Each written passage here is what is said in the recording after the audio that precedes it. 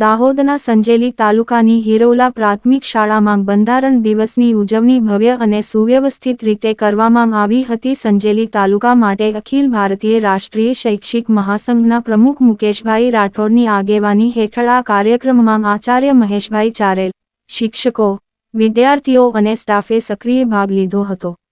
આ કાર્યક્રમમાં ડો.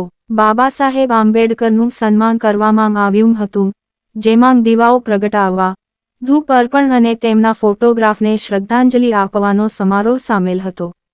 સહભાગીઓ તેમના જીવન અને યોગદાનથી પ્રેરિત થયા અને વાતાવરણ આનંદ અને આદરથી ભરાઈ ગયું. આચાર્ય મહેશભાઈ ચારેલ દ્વારા બંધારણ દિવસના મહત્વની વિગતવાર સમજૂતીએ કાર્યક્રમમાં શૈક્ષણિક મૂલ્ય ઉમેર્યું હતું, જે સામેલ દરેક માટે માહિતીપ્રદ અને પ્રેરણાદાયી બન્યું હતું.